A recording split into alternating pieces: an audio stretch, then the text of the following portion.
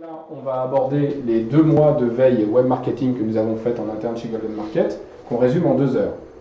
Donc tous les 2 mois on fait ça, et petit à petit vous allez développer, au bout de 6 mois, 1 an, 2 ans, votre expérience dans le domaine grâce à ce transfert de compétences qu'on a avec vous. C'est parti. Alors, web, référencement, web marketing, tout ce qui est buzz. Alors on va aller tout de suite sur le web. Voilà. WeCloud, une base d'éléments d'interface gratuite. Alors, si un jour vous devez refaire votre site, améliorer votre site, d'un point de vue graphique, animation, vous vous dites « Oh, le site concurrent il est pas mal, moi j'ai pas tout ça », eh bien, en allant sur WeCloud, vous pouvez voir des 25 000 petits objets animés, 25 000 boutons, etc. Tout un tas de petites animations sympas déjà faites. Donc il y a déjà d'autres sites qui le font, hein. Mais ce site-là, quand on a comparé, on l'a trouvé plutôt bien fait, avec de bonnes idées à reprendre, et donc facile et pas cher à intégrer dans votre site, puisque c'est déjà développé. Ça peut dire qu'il n'y a rien à faire, parce qu'il faut bien que quelqu'un fasse le boulot de prendre et intégrer. Mais le plus gros du travail est déjà fait.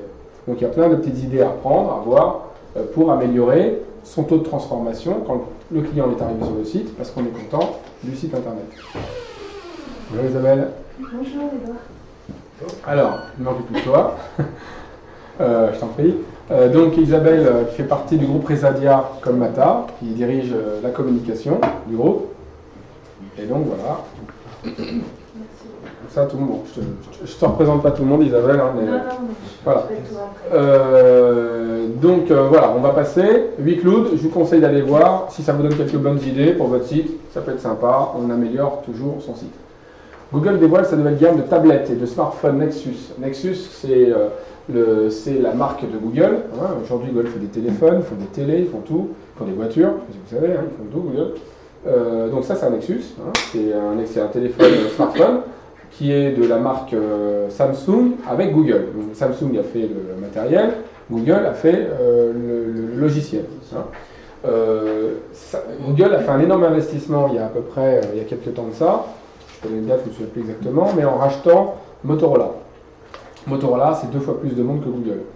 Google a racheté une boîte, 10% de son capital, à lui, pour une boîte qui a 2 fois plus de salariés que tout Google réuni. Bon. Pourquoi ils ont fait ça? Parce qu'ils avaient besoin d'industriels, d'intégrateurs, de gens qui font la veille dans les technologies matérielles, etc. Donc Google sort non seulement les grosses tablettes, les petites tablettes, les téléphones, et puis aujourd'hui déjà aux États-Unis depuis longtemps, enfin ça fait maintenant depuis l'été dernier, le mois de juin dernier, que Google aux États-Unis, quand vous achetez une télévision, vous achetez des Samsung, LG ou je crois Sony, quand vous l'avez, vous la branchez, vous n'avez pas Free ou SFR ou autre chose, version américaine, vous avez Google.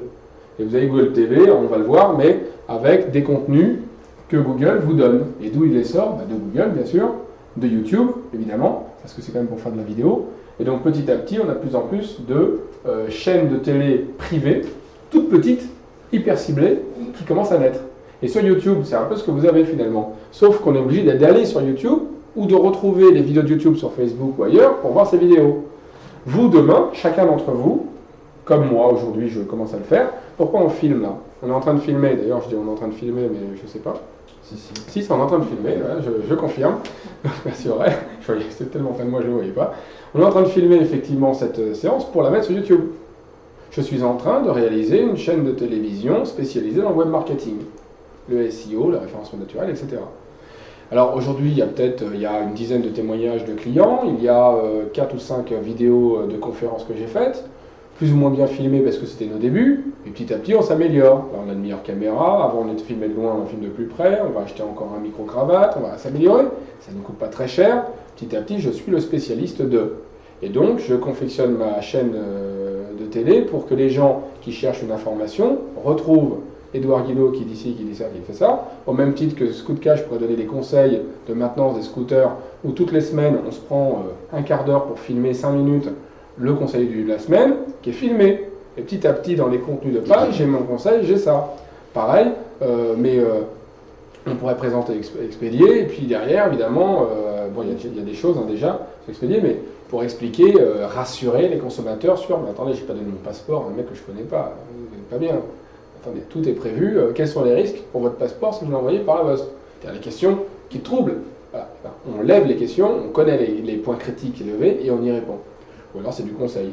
Pourquoi j'irais, après tout, en tant que commerçant, sur l'association des commerçants d'Ivry-sur-Seine? Ou pourquoi j'irais à Ivry-sur-Seine? Ah, mais vous ne connaissez pas Ivry, vous savez qu'Ivry est en train de changer, on est en train de racheter, en train de s'agrandir, il y a le nouveau Ivry, Bon, alors c'est écrit dans le site. Il y a des gens, ils n'aiment pas lire, ils aiment bien la vidéo. Et puis il y a des gens qui passent par YouTube. Celui qui passe Ivry-sur-Seine, il est en train de se renseigner ce qu'il va aller habiter à Ivry-sur-Seine. Top. Il voit, il y a une nation de commerçants, bon, ouais, je regarde. Ah, c'est sympa. Ah, tiens, ah oui, c'est vrai. Ah, bah tiens, voilà. Etc. C'est valable pour quasiment tout le monde. Bien quasiment tout le monde.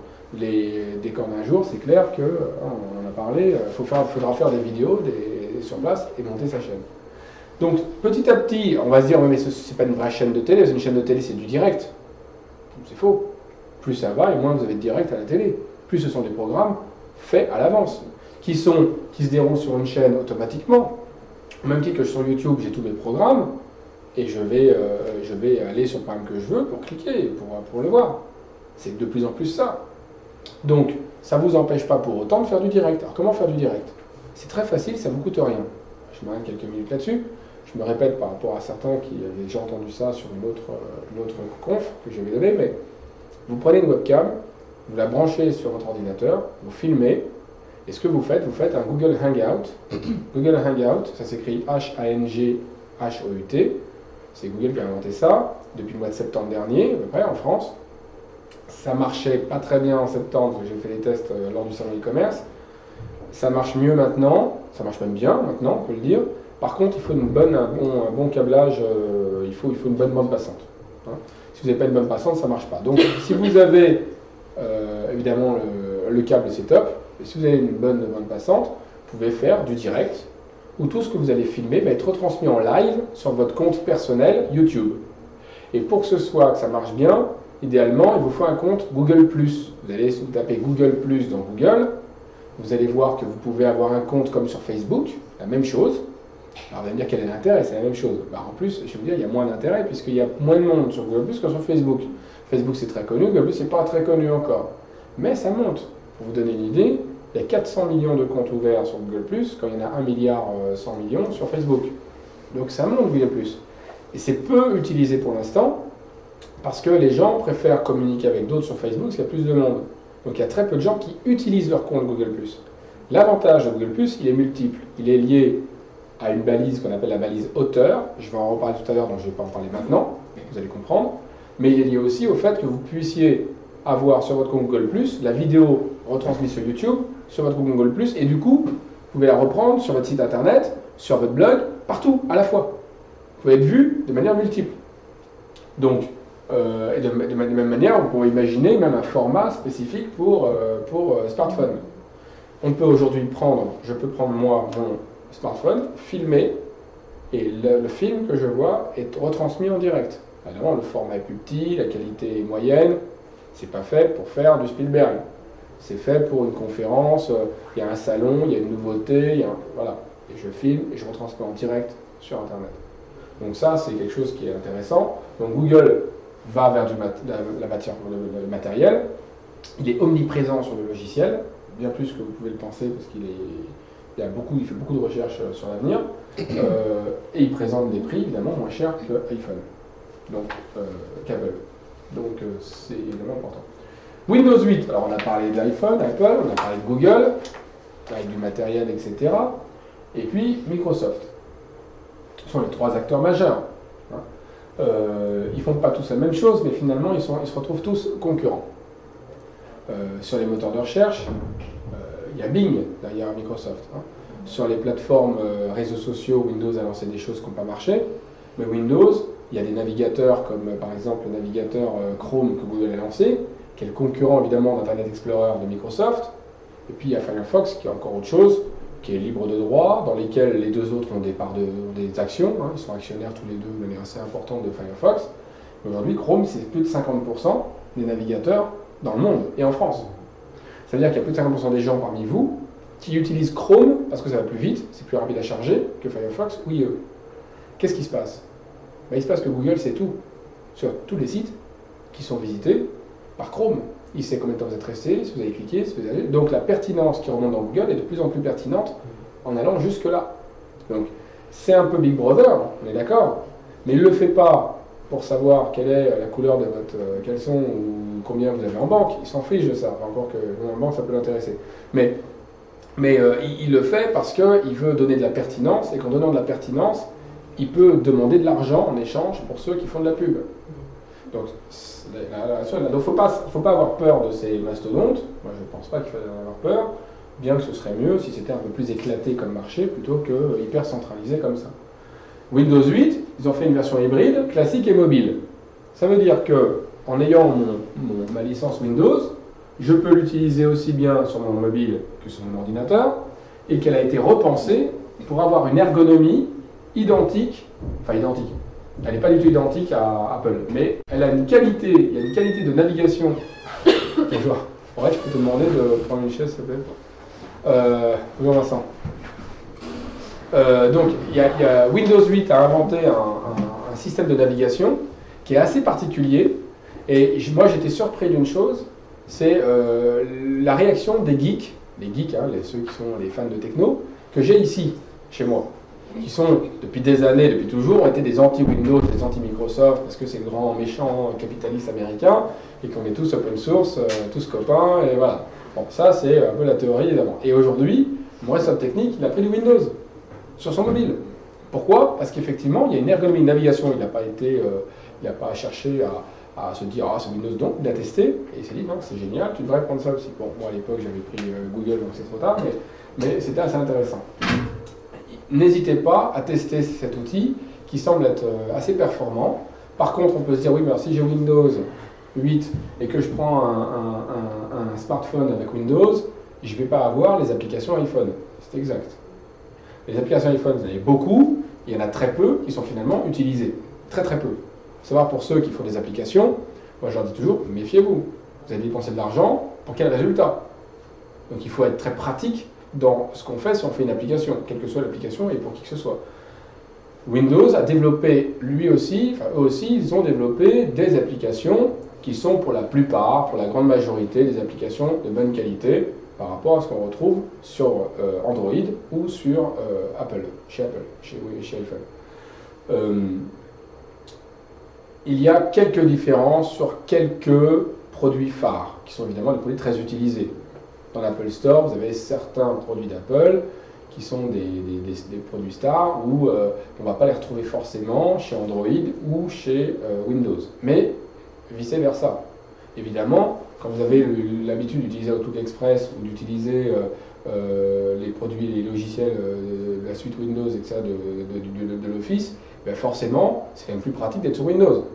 De même que Google, ils ont, vous savez, le Street View avec la Google Map qui est repris et qui a été abandonné par iPhone. Finalement, ils l'ont repris quand ils ont vu la perte d'abonnés qu'ils avaient sur leur outil par rapport à ceux qui voulaient quand même du Google, de par la qualité Street View. Google, pour vous donner une idée, ils ont le nombre de serveurs qu'ils ont se compte en millions sur la planète. C'est le plus gros consommateur d'énergie au monde. Et en deux, vous avez, alors c'est Facebook, avec autour de 100 000 serveurs. Donc on passe de plusieurs millions à 100 000. Donc c'est beaucoup 100 000, mais c'est 100 000, c'est pas des millions. Les data centers de Google, et on ne sait pas, c'est assez secret de savoir combien il y a de data centers aujourd'hui, on ne peut pas trop savoir, mais il y en a évidemment beaucoup. Donc Google, par le biais de son réseau et de la marge qu'il a réalisée, du travail qu'il a réalisé par satellite et par des gens, il y a des gens qui se baladent, je ne sais pas si vous avez déjà vu, avec des sacs à dos, avec un système d'appareil photo pour prendre des photos un peu partout. C'est comme ça. Donc ils ont un réseau qui fait que ça leur fait une force. Néanmoins, quand vous enlevez ces produits stars de chacun de ces trois mastodontes, après ça se vaut à peu près. Enfin, en tous les cas, Windows sort voilà, une version hybride. Intéressant. Ensuite, télé connectée. Voilà, je vous parlais tout à l'heure de la télévision Google. Hein, quand vous achetez une télé aux États-Unis, Samsung, LG, etc., vous avez Google TV. En France, c'est en train d'arriver. En France, Google a déjà développé sur Google TV, sur laquelle on peut aller, mais on ne l'a pas automatiquement quand on achète une télé qu'on la branche. Mais ils ont déjà passé des accords avec Reservoir Prod, ils ont passé des accords avec TF1, ils ont passé des accords avec X producteurs télé différents en France, et ils ont fait pareil dans le monde ailleurs, évidemment, pour récupérer des contenus, pour les mettre à disposition au-delà de YouTube, qui est de très très loin le premier vecteur de vidéo dans le monde. Hein. Aujourd'hui, Yahoo et Samsung essayent de leur côté de faire face à Motorola qui se fait racheter par Google et qui est propriétaire de YouTube. Avec à peu près l'équivalent, on a le contenu et le contenant. Le contenu Yahoo, le contenant Samsung. Samsung, c'est très très très gros. Hein. On voit les télés, on se dit, non, ils travaillent pour l'aérien, ils travaillent pour l'automobile, ils travaillent pour beaucoup de choses. Et Samsung, en créant ça avec Yahoo, évidemment, propose la même chose. Des contenus, finalement, dont ils espèrent des vidéos. Donc, Yahoo reste le premier portail mondial. Google est le premier moteur de recherche, Yahoo est le premier portail. C'est que Yahoo a été racheté par Microsoft au travers de Bing. Enfin bon, il y a un micmac au niveau des fusions-acquisitions, mais en gros, Yahoo et Bing, c'est kiff-kiff. Le moteur de recherche est exactement le même. Aujourd'hui, l'algorithme est le même. Ensuite, oui, alors les contenus intelligents, bien sûr, ils vont faire du profiling, hein, ça c'est clair. C'est-à-dire qu'en gros, en fonction de votre profil, de qui vous êtes, de où vous êtes, ils ne vont pas vous donner les mêmes contenus. Vous n'aurez pas partout la même chose.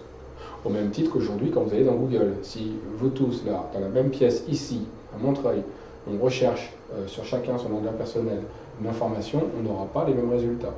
Parce qu'en fonction de la géolocalisation, c'est déjà une chose, mais en plus, ce que vous avez visité, ce que vous avez déjà recherché, en fonction beaucoup cela, hein, surtout, la somme de paramètres, de ce qu'il a pu constater sur Chrome, ce qu'il a pu constater sur Gmail, ce qu'il a pu constater sur YouTube, il le trace, il est en train, vous allez le voir encore après, de centraliser toutes ces informations-là de plus en plus.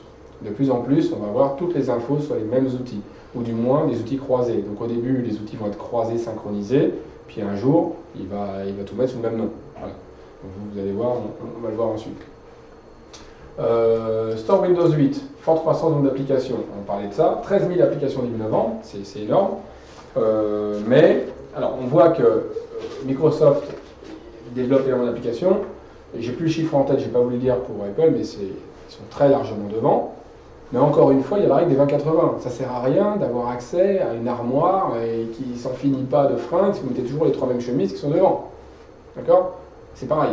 Donc, les 13 000 applications, ils ont évidemment repris ce qui était le plus courant et ils ont travaillé en collaboration avec tout un tas de grands magasins, la Redoute, la Fnac, etc., pour réaliser les applications que eux avaient développées pour iPhone, voire Android, sur Windows.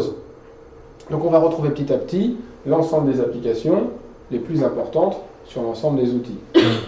Après, c'est la navigation, le côté intuitif. Honnêtement, ce ne sont pas les mêmes navigations, mais circuit de navigation, mais c'est assez proche. C'est très proche. Donc évidemment, combat entre Mac Store et donc celui de Windows. Voilà, la Redoute, la Fnac, Darty, on travaille avec eux. Voilà. Donc, en tous les cas, ils investissent beaucoup là-dessus. Retrouvez vos messages Gmail et documents Drive directement sur Google. Alors voilà, en version bêta, on a, alors tous, moi le document que je lis, c'est le détail de ce que vous voyez là. On va vous l'envoyer par mail, hein. Donc vous aurez tous les détails, pas besoin de prendre de notes. Il y a une version bêta qui est possible sur une adresse particulière où on peut tester le fait de retrouver sur Google les informations classiques de Google, mais aussi d'autres éléments d'information comme les résultats qu'on peut avoir dans ses emails, Gmail uniquement, évidemment, ou alors ce qu'on a sur Google Drive. Donc Google Drive, pour ceux qui ne savent pas, hein, c'est comme Dropbox, je mets des gros médias, des grosses vidéos, des gros PDF, etc., mes documents Word que je veux partager avec des gens. Donc c'est pratique pour partager et c'est pratique pour charger des gros éléments. Alors l'intérêt c'est de pouvoir tout chercher partout d'un coup. Moi j'y trouve un intérêt très relatif. Parce qu'a priori quand vous faites une recherche, vous savez si vous devez rechercher dans vos mails plutôt, ou plutôt dans vos contenus, ou plutôt ailleurs. Là j'ai tout sous la main. Bon, personnellement j'y crois moyen. Par contre, sachez au passage que Google, bien sûr c'est enrichi avec des images, la map, vidéo, ça fait longtemps. Et vous allez voir, Google s'est aussi enrichi sur d'autres contenus qu'on va voir, je crois, juste après, ou en tous les cas tout de suite. Ça, voilà, un peu plus loin. Instagram lance ses pages web profil. Excusez-moi.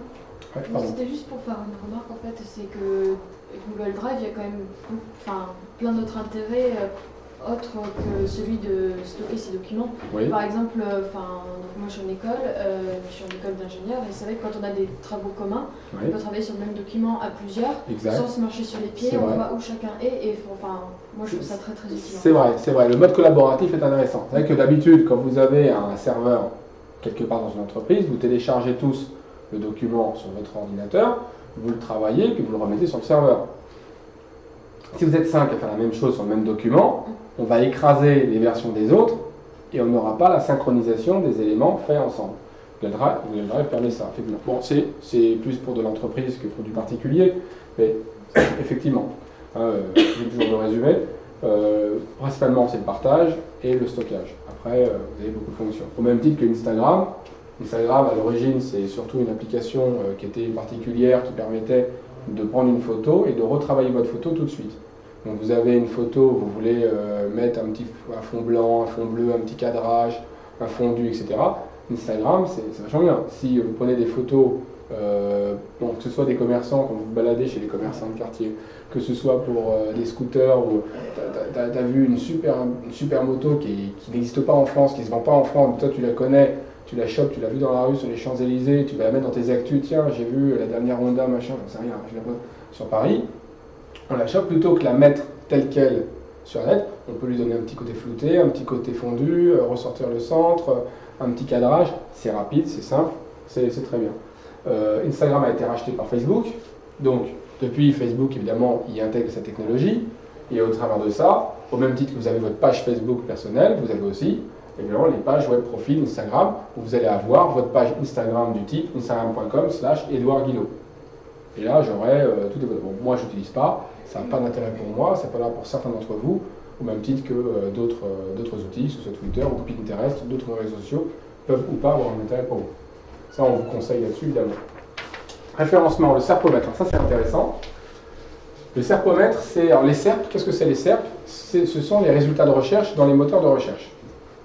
Hein, Search Engine, je ne sais plus quoi, Position. En gros, quand vous avez des résultats de recherche, on appelle ça les SERPs. Donc, le serpomètre, c'est en gros la variation des résultats de recherche dans Google pour un site donné.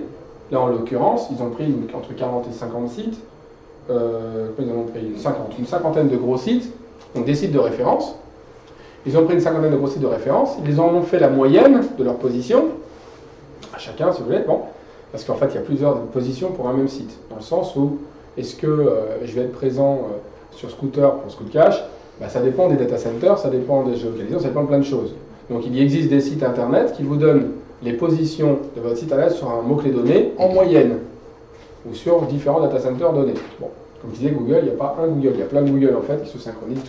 Il y a plusieurs algorithmes, et de chaque algorithme, que ce soit le PageRank, le TrustRank, que ce soit Panda, que ce soit Penguin, etc., qui sont des algorithmes de Google, ils ont aussi eux-mêmes plusieurs versions. Des X versions, ils ont 22, 26, je ne sais plus, bon, pour vous dire que ça évolue beaucoup. Et alors du coup, l'idée c'est de se dire, mais quand est-ce que Google change quelque chose? Quand est-ce qu'il faut que je surveille mon site pour savoir s'il y a des choses qui risquent de changer? Mais le serpomètre permet, en imaginant que le 4 c'est la note moyenne, en l'occurrence, si la note de ces gros sites descend, monte ou descend. D'accord? Ça c'est pour une idée, effectivement, à quel moment je vais avoir des modifications dans les SERPs, dans les résultats de recherche, pour les sites internet en général. Et pour savoir en général à quoi il correspond, ils ont fait une moyenne sur 50 gros sites. Donc le serpomètre, c'est un indice qui est intéressant à observer. D'ailleurs, on n'a pas mis l'URL, mais enfin, si vous tapez serpomètre dans Google, je pense que vous le trouverez très facilement. Il n'y en a pas 50. Alors, je vous parlais de fusion, acquisition, etc. Donc, dans les fusions de Google, on a vu tout à l'heure qu'ils rassemblent des informations pour trier plus facilement, toujours dans un degré de pertinence de l'information recherchée, au même titre que Google avait des outils qui s'appellent Google Trends et Google Insights, qui faisaient pas tout à fait la même chose, mais presque. Je ne vais pas rentrer dans les détails, mais en gros, ce sont des outils de statistiques qui permettent de savoir les tendances dans le temps, des mots-clés. Ça donne des informations qualifiées, des informations quantifiées. Et avec ça, vous pouvez mieux gérer votre référencement naturel, entre autres. Mais aussi, pas que ça, vous pouvez aussi mieux gérer votre communication. Vous pouvez savoir quelles sont les tendances d'utilisation d'un mot-clé par rapport à un autre. Est-ce que je vais plutôt parler de web agency ou d'agence web, par exemple, quand je vais traiter un sujet. Et là, grâce à ça, bon, alors, ces deux outils se cannibalisaient un petit peu, Google les a rassemblés, maintenant Google Trends. Donc, nos clients qui utilisaient ça parce qu'on les a formés là-dessus, Google Insight n'existe plus, mais il existe dans Google Trends. Voilà. Ensuite, donc les statistiques, c'est intéressant aussi, hein, parce que c'est aussi par pays, par zone, par cible, vous avez beaucoup de choses, beaucoup de stats. Hein. Je vous conseille d'y aller au moins une fois dans Google Trends et de tester, de vous amuser. De toute façon, vous n'avez rien à perdre à bidouiller, hein. Ça ne va pas vous exploser à la figure. Référencement, Bing intègre Cloud à ses résultats. Bing, vous le savez, moteur de recherche, qui a changé de nom plusieurs fois, mais enfin c'est toujours le même, hein, Microsoft, anciennement MSN, etc. Bon, et Cloud, qui est un outil de notation des personnes. Chaque personne qui a un profil va être notée par Cloud, qui a un profil sur Internet noté par Cloud, en fonction de son impact au niveau community management, c'est-à-dire au niveau des réseaux sociaux, principalement. Est-ce qu'on parle beaucoup de Frédéric c'est plutôt pas mal, à la télé, dans les médias, etc. On va pouvoir taper le nom et on va voir dans Cloud sa note. Ce qui est intéressant, c'est que pourquoi Bing a intérêt à faire ça? Parce qu'aujourd'hui, Google s'est développé de manière exponentielle grâce à sa qualité de pertinence qui repose sur une différence majeure au départ. C'est ce qu'on a appelé ce qu'on appelle toujours le page rank. Page rank. Donc, je pense à l'anglais, à l'américaine, page rank. Ah. Donc le page rank, c'est un indice de notoriété qui va de 0 à 10, dont la moyenne est 1. Donc quand vous avez 1, c'est pas mal, mais j'avais un client ce matin, un commissaire priseur qui est très connu en France, et il me dit j'ai que 1. Je dis c'est pas mal, la moyenne. Ouais, il faut encourager. Mais quand vous avez 2, puis 3, puis 4, en fait c'est exponentiel la difficulté pour arriver à un indice de notoriété élevé. Comment marche cet indice de notoriété? Comment vous pouvez faire pour savoir? C'est simple. Vous tapez PageRank déjà dans Google. Alors il y a des indices il y a des outils dans les barres de navigation de Firefox par exemple, tout ça, bon, il faut connaître. Mais pour faire plus simple pour vous, j'essaie toujours de faire simple pour les clients, c'est vous tapez PageRank, R-A-N-K dans Google, vous mettez votre site et vous verrez combien vous avez. Plus vous avez de liens qui viennent depuis d'autres sites internet qui convergent vers votre site, et pas seulement votre page d'accueil, mais aussi les rubriques. Par exemple, si vous avez chez Resadia, il y a 4 métiers, hein, enfin, j'essaie de le résumer encore une fois, qui se sont aussi, alors, il y a tout ce qui est infrastructure, il y a tout ce qui est intégration, il y a tout ce qui est réseau, et puis bon, je me souviens plus de tout, hein, Isabelle, faut que tu m'aides, en gros, voilà, il y a 4 métiers. Chacun de ces 4 métiers ont un mot-clé chacun propre à lui-même. C'est pas l'informatique, ça veut rien dire l'informatique. Ils vendent des ordinateurs, non, ils vendent du web, non. Il y a 4 métiers. Donc on aurait intérêt sur Resadia, pas seulement à envoyer des liens vers la page d'accueil, mais aussi vers les pages de second niveau, c'est-à-dire de chacune des rubriques principales. Et puis ensuite, des autres pages derrière. En fait, votre site a un PageRank pour sa page d'accueil, mais quand vous allez dans les autres pages du site, vous pouvez voir que votre PageRank n'est pas le même. Et qu'en général, il se dilue. C'est-à-dire que s'il est de 4 sur la page d'accueil, il va être de 3 souvent, pas toujours, ça peut être 2 sur la page de second niveau, puis 1, puis etc. Puis 0 pour les autres pages. Donc si vous voulez, là vous avez 0, mais c'est une page super importante ça pour mon référencement. Mais il va falloir balancer des liens vers ce site. Alors comment on balance des liens? On négocie des partenariats avec des gens, on demande à des journalistes au travers de communiqués de presse, c'est facile d'en faire sur Internet. C'est pas forcément très bien vu de le faire trop pour Google. Il faut le faire de manière raisonnable, comme beaucoup de choses d'ailleurs avec Google. Mais si de temps en temps vous avez une information qui est pertinente, qui va être reprise par la presse, la petite presse, j'appelle ça comme ça, parce que c'est surtout la petite presse, des petits blogs, des forums qui sont derrière les réseaux de communiqués de communiqués de presse. Vous tapez de communiqués de presse dans Google, vous allez voir, vous avez des réseaux. Ces réseaux, il y a plein de sites qui reprennent ces contenus pour s'enrichir de contenu. Donc c'est bien de le faire, mais faites-le toujours avec qualité. Si c'est pour rien dire, ne dites rien. Je ne vais pas vous ressortir des proverbes liés à tout ça, on les connaît. Donc là, vous faites de la qualité, et c'est avec de la qualité, mais ça demande un peu de réflexion. Vous vous mettez à 2, à 3, à 4, vous réfléchissez en brainstorming sur quelles sont les choses des sujets qu'on pourrait traiter prochainement par emailing, sur notre compte Facebook, dans nos actualités sur le blog, et qu'on peut donc communiquer sur des communiqués de presse. C'est pas mal. Vous avez des forums, vous avez les blogs où vous pouvez mettre des commentaires. Beaucoup de blogs sont des blogs WordPress. Et attention, parce que quand vous mettez un lien vers votre site dans un commentaire, d'abord, souvent, il le repère automatiquement, et t'es gentil mon pote, tu retires ton lien. En fait, il vous dit non, non, je n'accepte pas votre commentaire. Bonjour. Bonjour. Aurel, on a du monde aujourd'hui. On est plein. Donc, et donc, ça veut dire que ces liens-là, c'est très très important pour votre business, quel que soit votre business. Même si on ne vend rien quelque part, si vous voulez ressortir, comme association de commerçants, je ressors premier devant toutes les autres, il faut que vous soyez connu sur Google comme étant quelqu'un dont on parle. En fait, Google, qu'est-ce qu'il fait? Il scanne toutes les pages dans le monde et il repère là où il y a des liens. Et les liens, s'ils sont faits depuis... Alors, qu'est-ce qui fait la qualité d'un lien? C'est s'il est fait, ce lien, depuis un site internet qui a lui-même un bon PageRank, parce qu'il est lui-même très connu, il va vous donner beaucoup de son jus. S'il est fait depuis un site qui a du contenu spécifique à votre métier, par exemple, j'ai un blog, je suis un passionné de moto et je fais un lien à Scootcash, ça a 50 fois plus d'impact que ce que le neveu de Stéphane, qui a un petit blog de PlayStation, ça n'existe plus, je ne sais plus quoi, puis ça existe encore, ça fait longtemps que je ne joue plus, et bientôt je vais acheter, j'ai mon fils qui grandit, mais voilà, et il va. Et donc, ces liens-là ont beaucoup moins d'impact. Pour vous donner une idée, il est 5 fois plus dur par rapport au nombre de liens qu'il faut avoir pour passer de 3 à 4 que de 4 à 5. Donc c'est exponentiel le nombre de liens qu'il faut pour passer à 0 à 1, puis de 1 à 2, puis etc. jusqu'à 10. On dit, si vous avez un objectif de 10, je vous souhaite bon courage. Il y a très peu de sites dans le monde qui ont 10, ça compte sur le doigt d'une main, et c'est tout. À part google.com, il y a eBay peut-être, Amazon peut-être, .com. Hein. .com Si, .com, si, là. Je croyais qu'il était à 9. Non, FR est à 9, il est passé à 8 même. Le .fr, mais je crois à 8. TF1 doit être à 8, ils sont assez bons quand même. Bon, voilà. Mais Expédié est à 3. Expédié est à 3, voilà. Donc si vous voulez, et nous on est vous verrez, nous on est de temps en temps 5, de temps en temps 6. Des fois, il vous passe à l'un, il passe à l'autre. Bon. Donc 5, 6, c'est beaucoup, c'est énorme. Quand on vous donne un lien vers 5, 6, ça vous aide considérablement sur votre propre note à vous. Par contre, c'est vrai qu'on est dans le web, nous.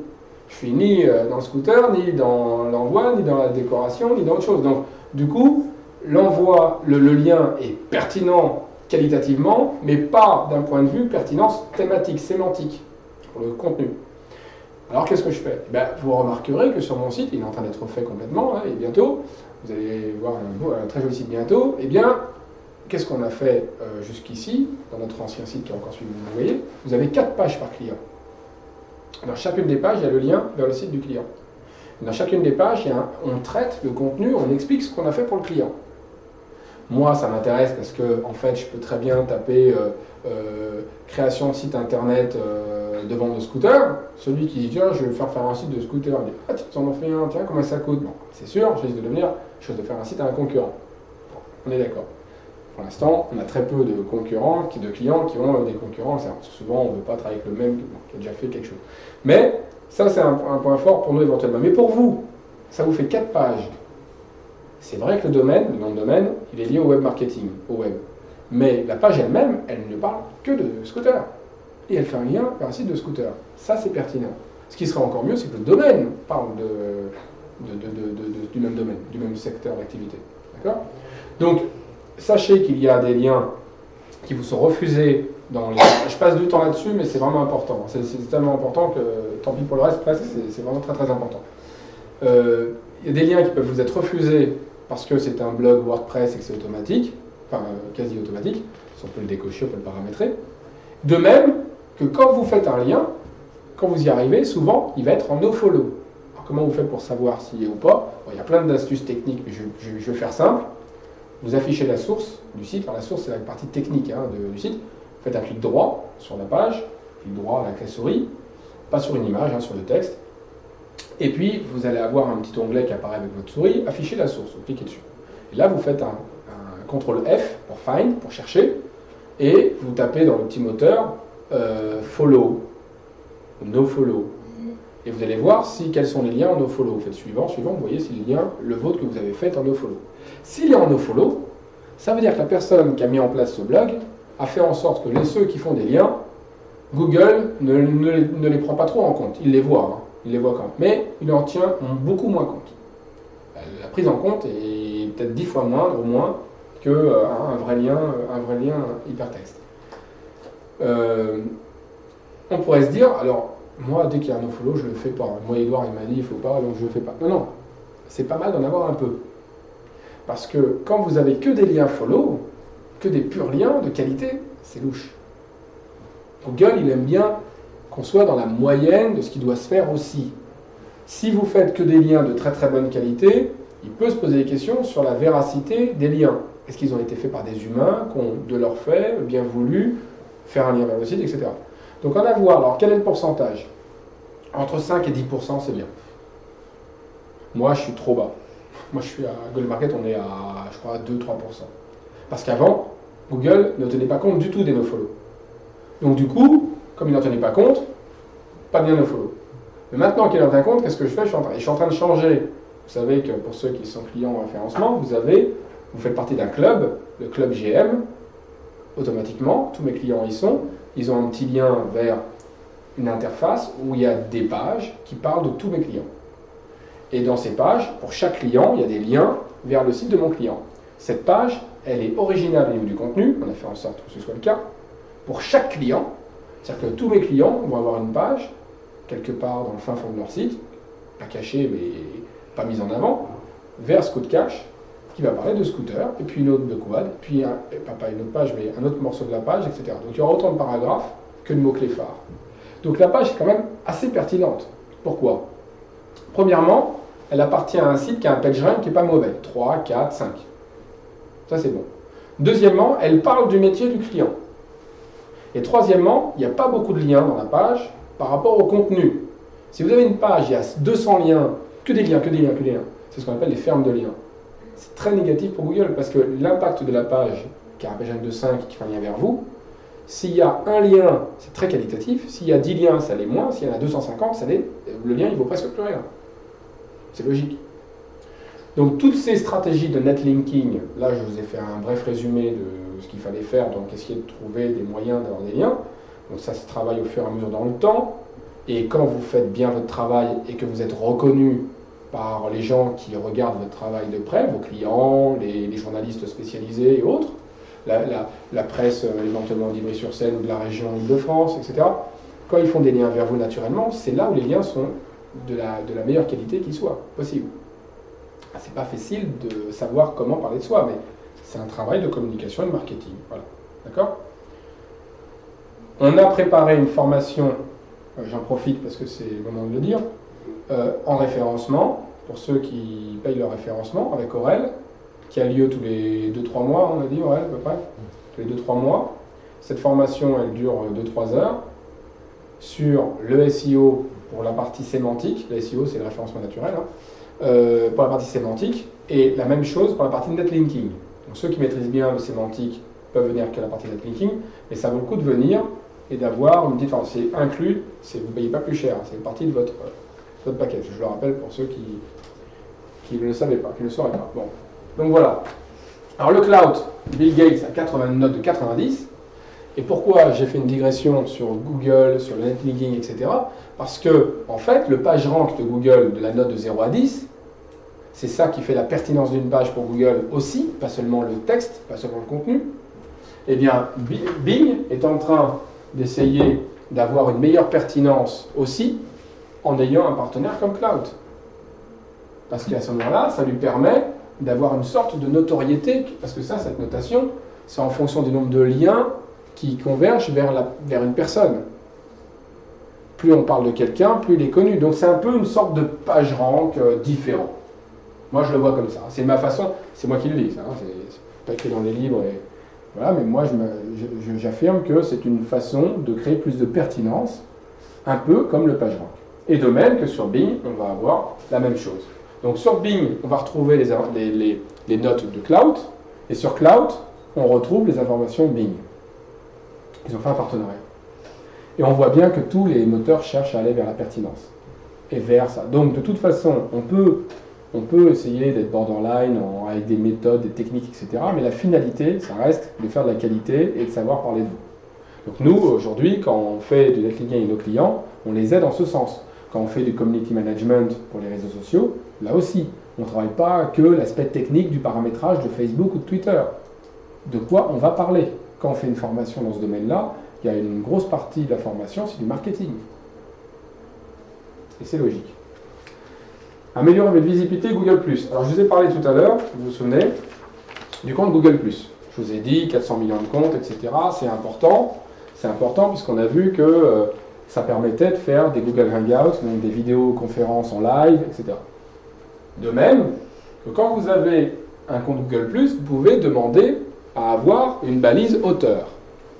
C'est-à-dire à dire que vous êtes aussi l'auteur de certains textes qu'on peut voir sur Internet.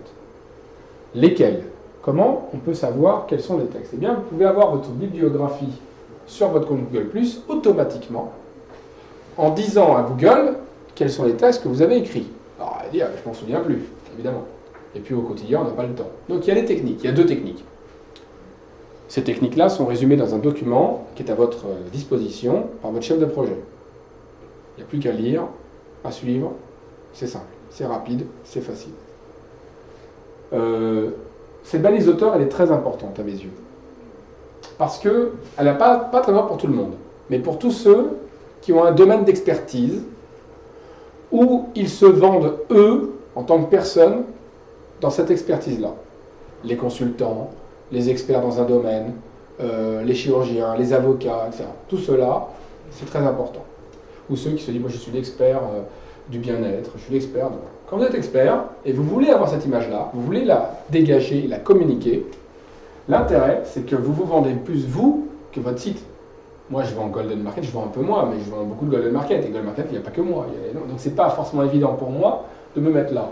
Rezadia, je vois mal Isabelle mettre sa photo sur tous les contenus. Non, je suis l'auteur. Non, parce qu'elle n'est pas elle est responsable communication, mais elle n'est pas l'expert technique pour conseiller tous les clients, McDonald's et compagnie chez Rezadia.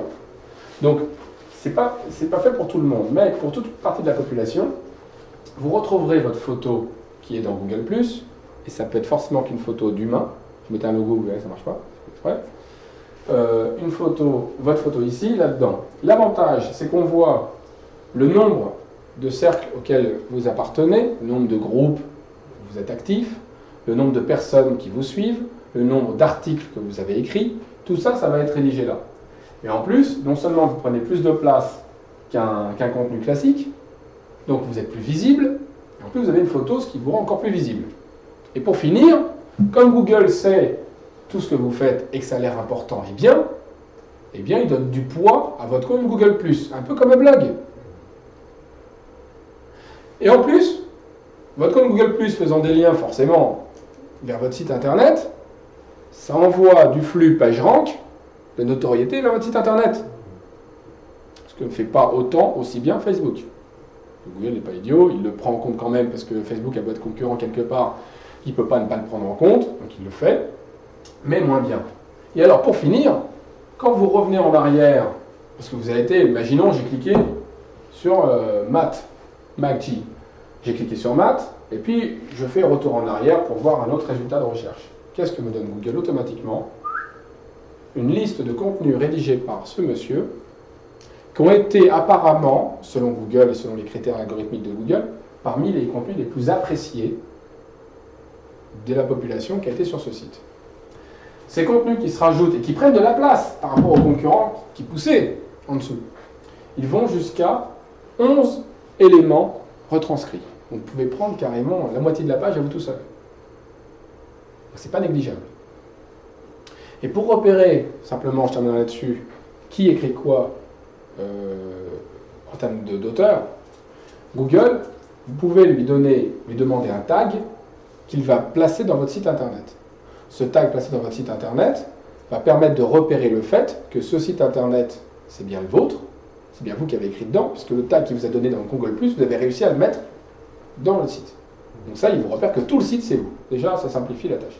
Et ensuite, imaginons que vous fassiez un article dans un forum, dans un blog qui n'est pas le vôtre, ou un média, Eh bien, si vous signez prénom, nom, plus votre email Gmail, il va effectivement voir que c'est bien vous qui avez écrit automatiquement cet article. Il va le mettre dans votre bibliographie automatiquement. Ceux qui ne font pas ça aujourd'hui, par rapport à ceux qui le font aujourd'hui, dans 2 ans, dans 3 ans, vous verrez l'impact que ça va avoir. Un chirurgien qui le fait, par exemple qui ne le fait pas, dans 2-3 ans, même si celui qui l'a fait est un mauvais chirurgien, il sera plus connu mondialement que l'autre. Très clair. C'est sûr. Au même titre que ça s'est fait comme ça sur Google. Antérieurement, moi j'en ai des clients comme ça, qui étaient des ORL et qui finissent par être des chirurgiens mondialement connus. Ce ne sont même pas des chirurgiens de métier à la base. Voilà. Alors, l'impact des erreurs 500 sur le référencement. Alors ça c'est autre chose. Alors qu'est-ce que c'est une erreur 500 ? Une erreur, vous savez, quand vous avez des fois, vous cliquez sur une page, des fois vous avez une page erreur. 301, 400, 500, il y a plein d'erreurs possibles. La erreur 500, c'est un bug d'hébergement du site. Le serveur n'est pas accessible. Le serveur n'est pas accessible. Bien, imaginez-vous que quand Google voit que votre serveur n'est pas inaccessible, pour lui, il n'a pas envie de donner votre site internet en premier dans Google. Sinon, les gens vont cliquer et se sur page 500. L'erreur 500, d'accord ? Donc, comment on peut faire ? Bien, il faut essayer de trouver des solutions parce que concrètement, ce qu'on voit, c'est que automatiquement, quand on voit les erreurs 500 par rapport au fait que Google vous prend en compte et crawl votre site, va sur votre site pour scroller, pour indexer les pages et vous positionner un peu mieux ou un peu moins bien, eh bien c'est inversement proportionnel. Ça signifie que quand votre site n'est pas disponible, Google ne vient plus sur votre site. Et il ne vient plus, donc vous n'êtes pas quelqu'un de sérieux, donc vous n'êtes pas quelqu'un à prendre en compte, donc vous allez descendre petit à petit. L'hébergement est important pour le temps d'indexation des pages, mais aussi le temps de chargement des pages. Et en l'occurrence, quand on sait, c'est une statistique qui est issue de cet article, que 1% de pages inaccessibles pour Google, qui ne scrollent plus le site du tout. 1% des pages. C'est quand même vite fait. Hein.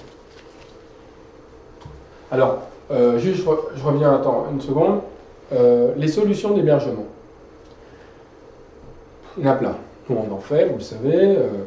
On héberge les sites de nos clients, nous avons des serveurs, chez OVH, chez SP Server, on en a aux États-Unis, on en a ailleurs. Bon, on fait des sauvegardes de tout.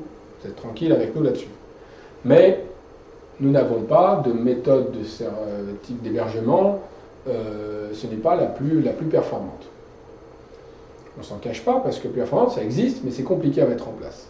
Aujourd'hui, les plus performantes, ce seraient des méthodes type CDN.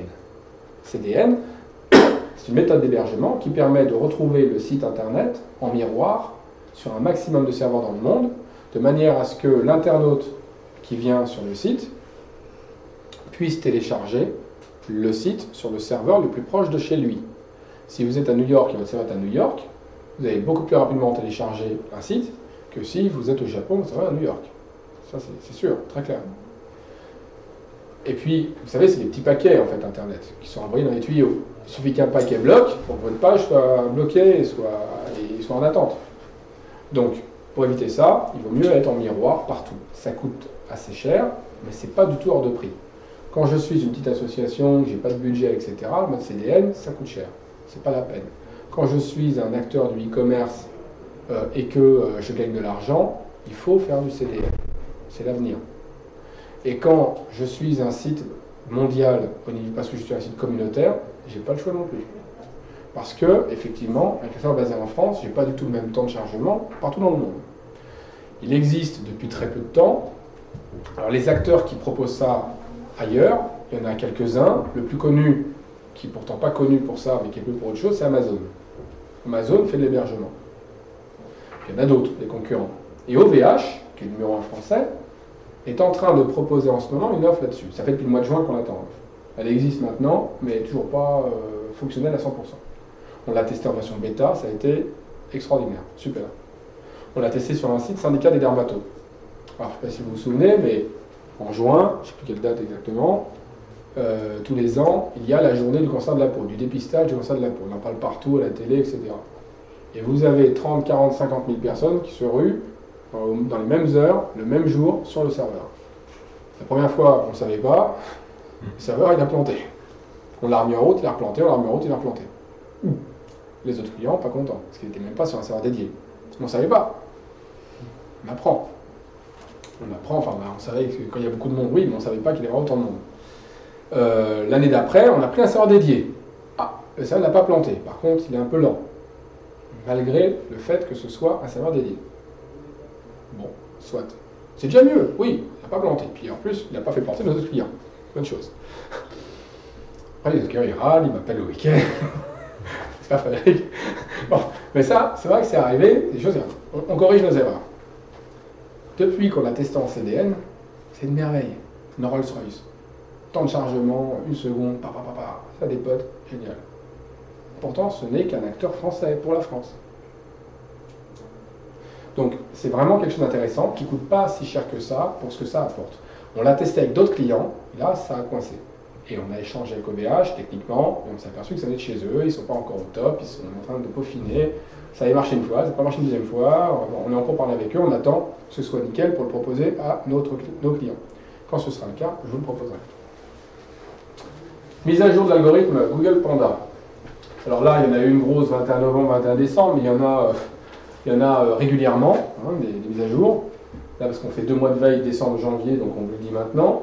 Mais en gros, vous avez tous les quelques semaines maintenant une nouvelle version de Google et de Pingouin et de Panda qui sortent et qui se rajoutent aux autres algorithmes pour affiner la qualité des recherches de Google.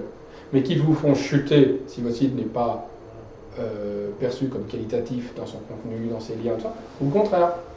Nous, globalement, heureusement, à chaque fois, on est plutôt dans le bon. Mais bon, ça dépend aussi des clients et de ce qu'il y a sur leur site. 1,3% des requêtes impactées. Alors on dit, oh, mais 1,3%, ça va. Oui, mais c'est plusieurs fois par an. Au total, sur l'année, c'est 15, 20, 25% d'impact. Hein. On ne peut pas se dire, parce que vous avez toujours, alors le référencement, moi j'ai pas le temps, tu as vu le boulot qu'on a, on fera ça la semaine prochaine, ou deux, non, mais la semaine suivante. La semaine suivante, on a autre chose. Mais... Puis 3 mois après, le client n'a toujours rien fait.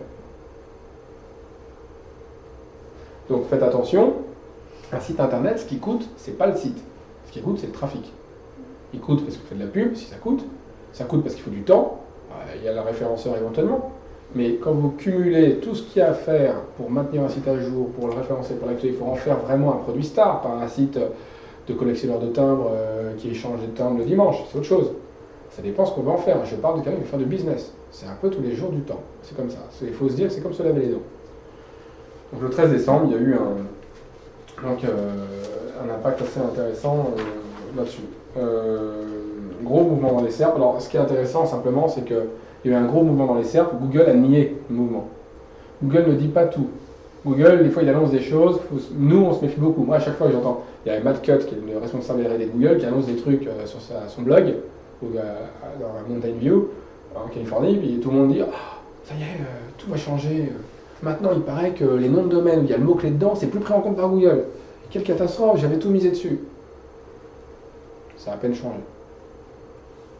Donc, tout est relatif. Celui qui dit oui, mais moi, je vends des. Je sais pas ce qu'on pourrait appeler ça, je vends des tables en bois de luxe.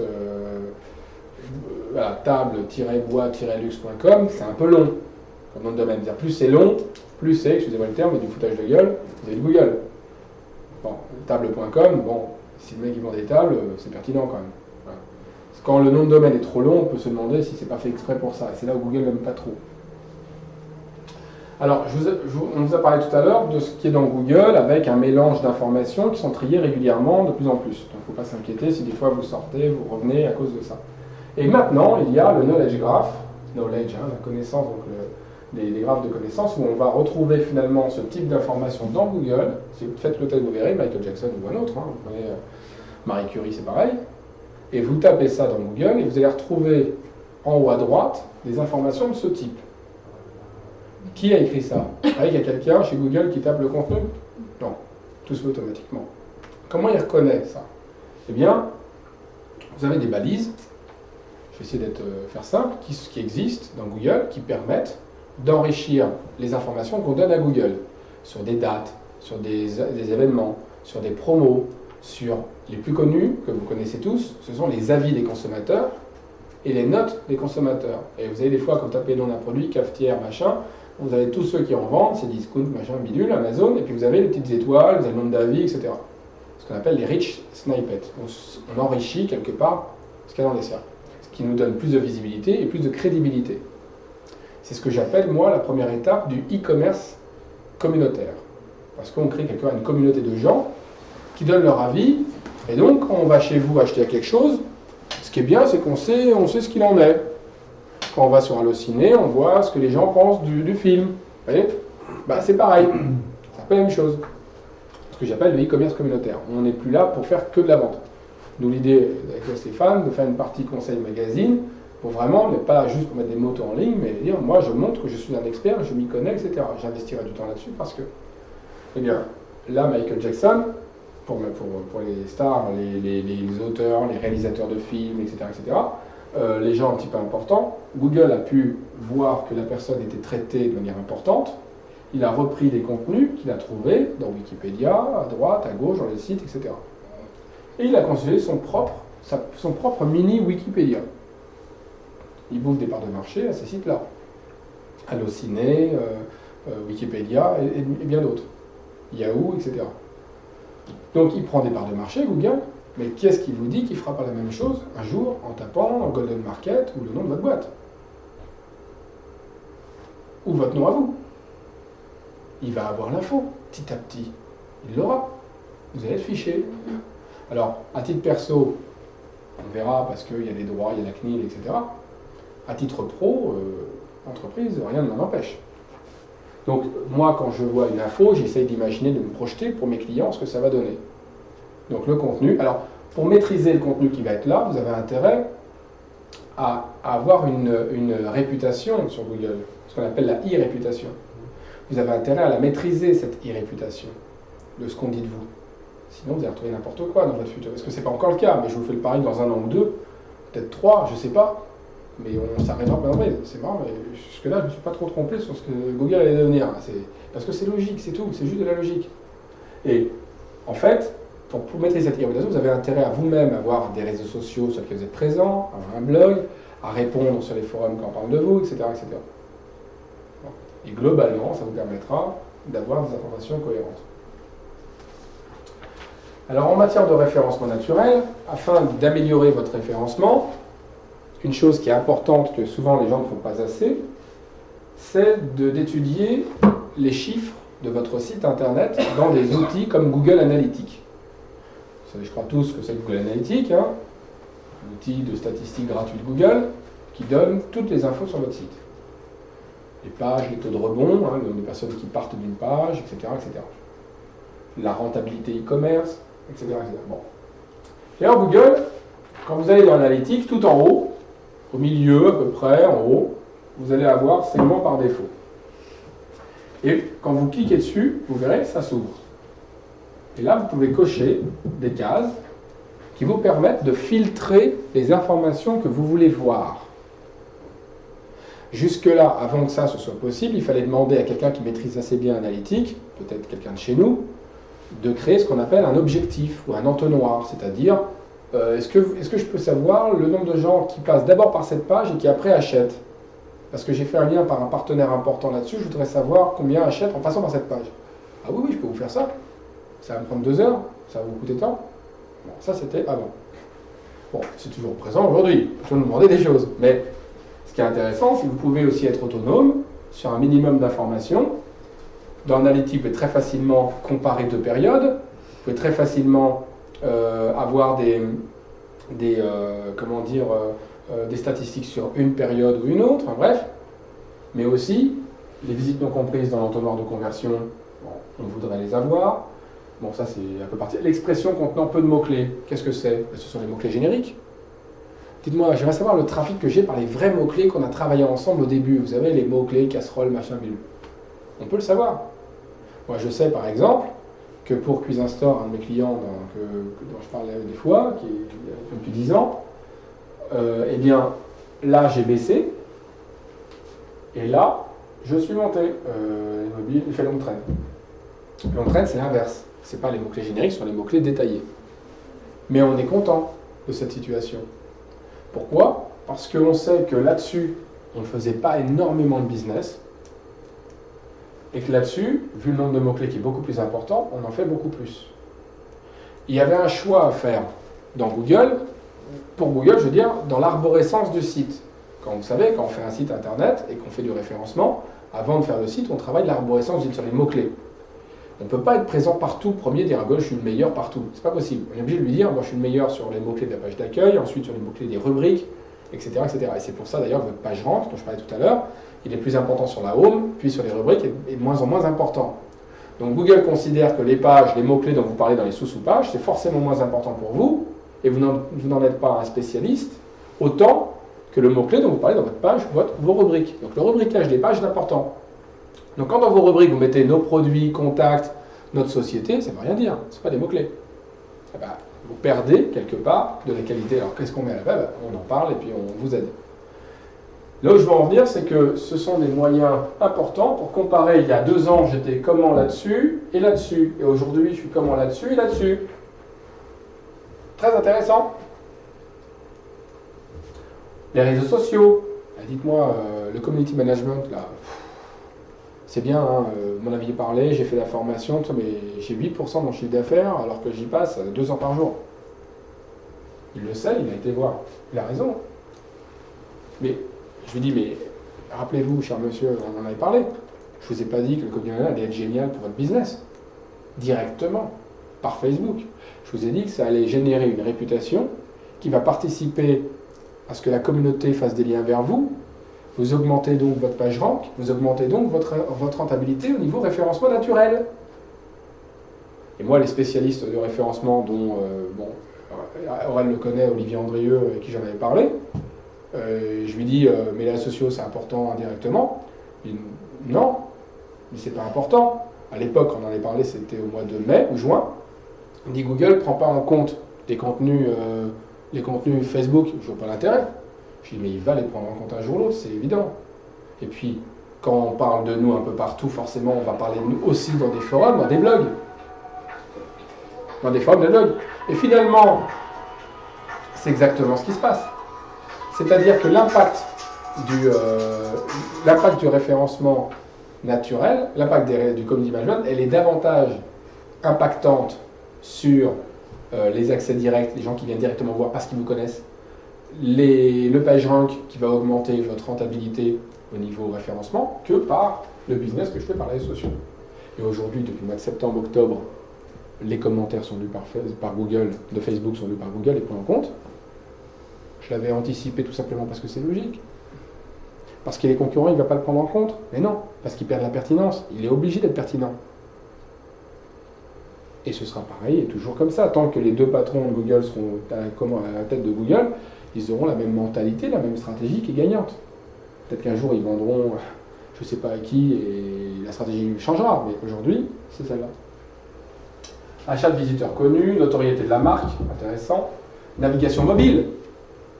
Ah, mobile, dis donc, est-ce que c'est important, pas important? On n'en a pas parlé beaucoup dans ce Club Golden, on en a parlé beaucoup plus dans les autres Club Golden qu'on a fait précédemment. Le mobile, c'est... on va en parler après d'ailleurs. Bon, on en parle après, parce qu'il y a quelques slides là-dessus. J'en reparlerai. Ça, très intéressant ça. Ça, alors très intéressant. C'est pas martingale, hein, mais en gros, c'est les annuaires qu'on considère comme étant les plus importants dans lesquels vous devez tous vous inscrire. Voilà. Il y a un truc à faire la semaine prochaine de 8 à 9 le matin, un jour. N'importe quel jour, vous débrouillez, vous faites ça. Pourquoi? Parce que ces moteurs, ces annuaires-là, sont reconnus comme qualitatifs par Google, ont un PageRank qui n'est pas mauvais, ne sont pas reconnus comme des fermes de liens, ce sont des annuaires qualitatifs, comme le nôtre.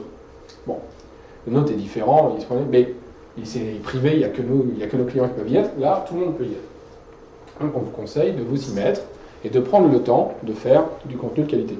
Tout ça, on vous l'envoie. Hein. Ah, mais je le ferai souvent. Allez, dans le train, avec la 3G. Donc, Tendance Internet 2012, bon là, c'est vite fait. Hein. Ça, c'est pas primordial, mais c'est pour montrer l'importance de Windows.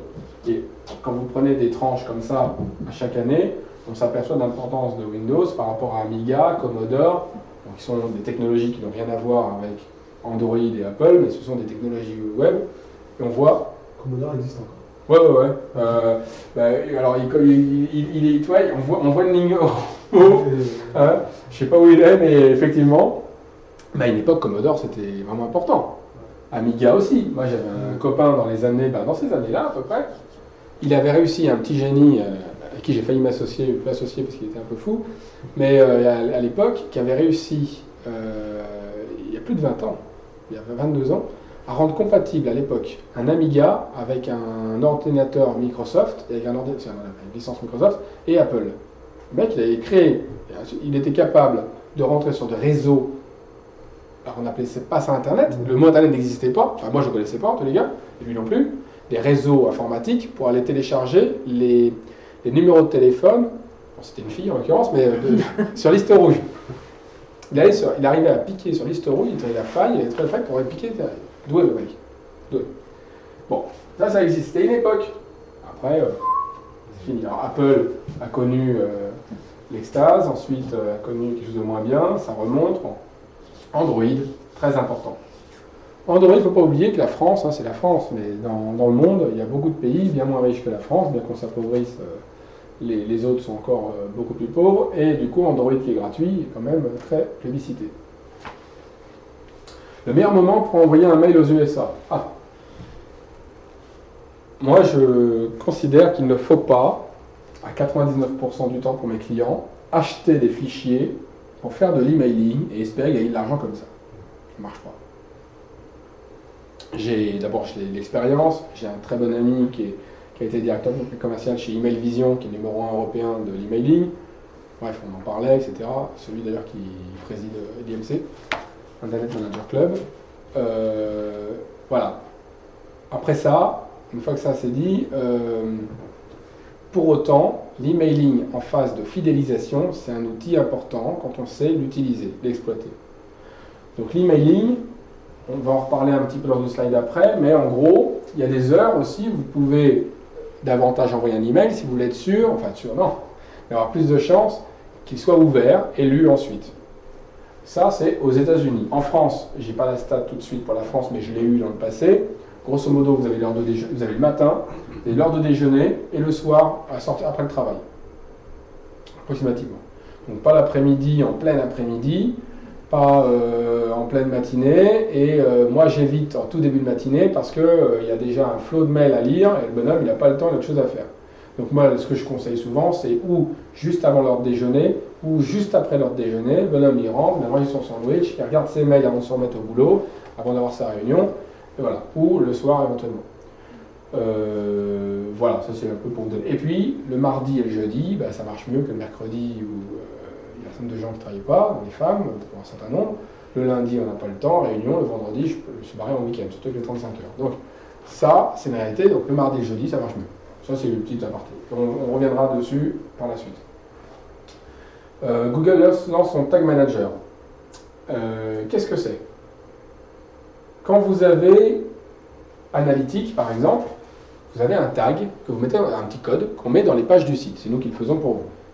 Ça permet de tracer beaucoup de choses sur votre site, justement, d'avoir des informations sur votre site. Il ne le sait pas tout seul, il le sait parce qu'on a mis un petit code. Mais vous avez la même chose quand on vous demande de faire de la publicité, quand vous faites de la publicité sur des sites, ce qu'on appelle le display. Le display, c'est la pub qu'on fait dans les sites internet comme Le Monde, la FNAC, machin, etc., etc. Et là, vous avez des pubs, des bandeaux publicitaires. Et on ne négocie pas chaque bandeau avec chaque site, on négocie avec un affiliateur qui, lui, gère le réseau publicitaire de tout un tas de sites internet. D'accord ? Ça marche comme la pub dans Google, à peu de choses près. Avant, c'était beaucoup du CPM, coût par 1000. À chaque 1000 affichages, vous payez combien? Après, c'est plus allé sur du CPC, le coût par clic, comme dans Google. À chaque clic, vous payez. Et après, à la transac, donc au pourcentage de chiffre d'affaires. Parce qu'on peut savoir le chiffre d'affaires qui est généré par une pub. D'accord ? Plus vous êtes rentable pour celui qui fait la publicité pour vous, et plus le support publicitaire va vous mettre en avant. Si vous n'êtes pas rentable, vous ne serez pas en avant. Alors quand on me demande, c'est bien l'affiliation, ça dépend. Je n'ai pas joué mon normand, mais peut-être bah oui, peut-être bah non. C'est-à-dire que Il y a des gens, je leur dis, ça va pas être rentable pour vous l'affiliation. Ils me disent, si, j'ai négocié 8% de mon chiffre d'affaires. Vous m'aviez dit 15, là je suis à 8. Hein. Très bien. Et ils vous ont garanti quel trafic? Je sais pas. Vous pouvez vérifier dans le demander? Par écrit, bien sûr. Ben pourquoi? Parce que pour 8%, je veux bien tester en tant qu'annonceur. Je vais tester si la vente de vos scooters, ça marche. Parce que si au chiffre d'affaires, je me fais un blé monstre à 8%, je continue et puis je vous vais partout.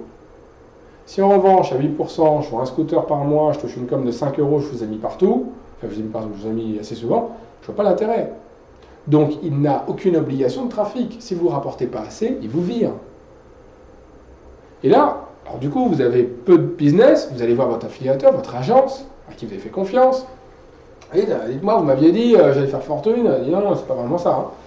Non, mais 8%, c'était pour débuter, on avait parlé pour débuter. Vous vous souvenez, on avait dit ici, souvenez-vous, on en avait parlé pour débuter. Là, il faudrait être à 12. À 12, là, vous avez mieux marché. Hein. Marche à 12. À 12, ah, ça marche mieux, c'est bien à 12. Ben, c'est pas ce que j'espérais, mais franchement, on voit la différence. Et donc, si je veux plus, je paye plus. Okay. Il m'avait dit quoi, Golden Market déjà? 15. Amazon, il prennent 15, par exemple. Vous avez une idée. Donc, c'est une moyenne, hein, mais ils ne se gênent pas. Le retargeting, qu'est-ce que c'est? C'est le fait, j'en profite hein, pour faire un peu d'actu, c'est quand vous êtes un internaute, vous allez sur la Redoute. Puis vous hésitez, le pull, là, il vous plaît bien. Le pull, il vous plaît bien. Ouais, c'est la samba, la musique. Bon, le pull, il vous plaît bien, et puis vous allez sur d'autres sites internet. Vous allez dans, je ne sais pas l'acheter, là, mon mari m'a encore m'engueulé, je me suis encore acheté un truc. Excusez-moi, je me fais un peu là. Donc je vais aller sur la Fnac parce que je vais acheter un truc pour son anniversaire. Qu'est-ce que j'ai sur le site de la Fnac? Une pub pour le pull vert de la Redoute. Comment ils ont fait? Puis après, je dis bon, je vais arrêter, non, il m'énerve, je vais sur Yahoo, je vais voir mes mails. Sur Yahoo, pof, pub, de la Redoute, moins 20%. Le même pull, mais à moins 20 cette fois. Ah ben, je clique dessus. Je retourne dessus, le même pull, moins 20%, et bon, c'est bien, j'ai bien. Bon, c'est de retargeting. Ils vous suivent, ils vous refilent la pub, et de pub en pub, ils essayent de vous amadouer de plus en plus. C'est très intrusif, mais ça marche relativement. Ça ne peut fonctionner financièrement pour vous que sur des volumes importants. Donc, en général, les TPE, PME, c'est pas vraiment ça. Tous ces outils, il y en a d'autres, demandent des petits tags qu'on met dans des sites, dans les pages de votre site, pour savoir ce qu'il en est advenu de ces publicités, si ça a été rentable ou pas. Alors vous allez à chaque fois sur chacun des sites différents, mettre des tags différents sur votre site. Bon, ça charge à chaque fois plusieurs fois la page. C'est ça le problème aussi. Les temps de chargement d'une page, le tag, il interroge le site distant partenaire. Donc là, en l'occurrence, pour éviter d'avoir cela, on vous met Google Manager, il vous met un tag qui reprend tous les tags, et vous n'avez plus qu'un tag à mettre dans la page, et vous suivez l'ensemble des statistiques de l'ensemble des outils. Sur un même tableau de bord. Pas mal. Voilà. Voilà ce que c'est Google Manager. Ensuite, Facebook affichera de la pub vidéo en 2013. Oui, alors en gros, bon, tout est écrit en dessous. 15 secondes de pub, à peu près. C'est long quand même. Un petit peu. Enfin bon. C'est automatique, c'est-à-dire que vous n'avez pas le choix, en gros. Et c'est maximum 3 pubs vidéo maximum par jour.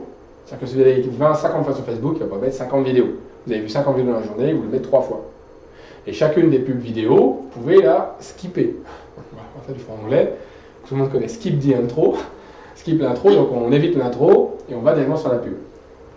Alors, concernant Facebook, on ne connaît pas encore tellement la règle. Enfin, nous, on n'a pas encore tous les détails sur les conditions de paiement. Je peux vous dire en l'occurrence ce qu'il en est, pour ceux qui n'étaient pas là à certains clubs Golden, où on en parlait, des pubs vidéo, des pubs qu'on voit sur les vidéos de YouTube. Quand vous lancez une vidéo de YouTube, une fois, vous voulez lancer une bande-annonce, puis pof, vous avez une pub. Alors, je n'ai pas demandé ça. Skip intro. Bon, skip intro. Si vous skippez l'intro, vous arrivez tout de suite sur la vidéo. Et bien dans ce cas-là, l'annonceur qui a mis sa pub ne la payera pas. Il payera pour chaque vidéo vue jusqu'au bout. Pas mal. C'est bien, hein? Moi je dis, il faut y aller. Hein. Sauf que ça va coûter de l'argent de faire une vidéo quand même. Un petit peu. Alors, vous la faites vous-même. Non, bon. Il faut faire attention parce que Si la vidéo est très bien faite et qu'elle est pertinente, parce que vous choisissez les thèmes, les mots-clés thématiques, les heures, etc. Si c'est pertinent, vous allez souvent être vu, parce que les gens ne vont pas la skipper l'intro. Donc elle est rentable pour YouTube, comme pour Google Publicité, ça marche pareil. Si c'est rentable pour eux, ils vous laissent. Si c'est pas rentable, ils vous dégagent, ils mettront une autre pub à côté plus rentable.